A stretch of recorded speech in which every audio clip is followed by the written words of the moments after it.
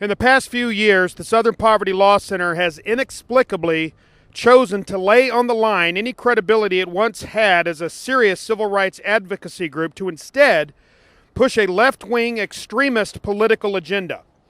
The SPLC has moved from monitoring actual hate groups like the KKK and neo-Nazis to slandering mainstream Christian organizations with that very same hate group label.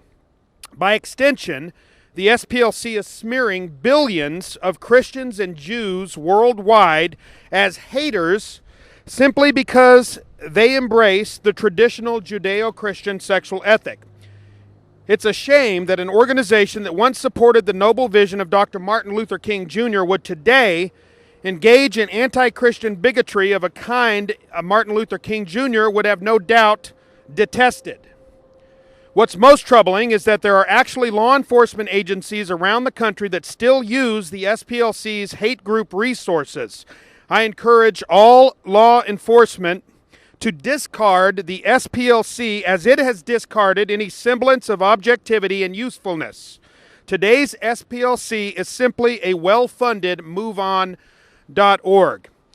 I don't know if any of you in the media had an opportunity to see the statement that Mark Potok with the Southern Poverty Law Center put out today in speaking with several of my friends and brothers in Christ and colleagues. And here, it was offensive, it was condescending, and racially charged. Mark Potok suggested that Peter Barber and myself brought with us, because they clearly can't make decisions on their own, a group of African-American pastors. I call on Mark Potok to apologize for that racially insensitive comment.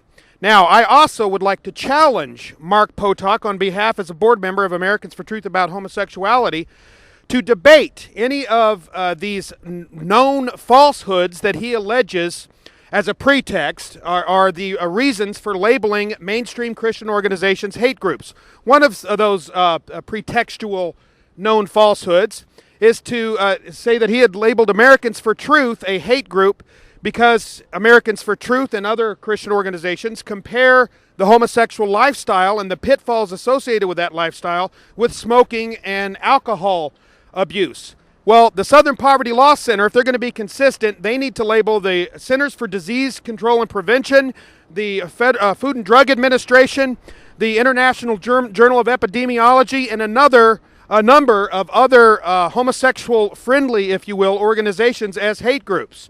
We know, for instance, that the CDC has shown consistently that homosexuals at an astronomical rate, homosexual men particularly, of contracting almost every form of sexually transmitted disease.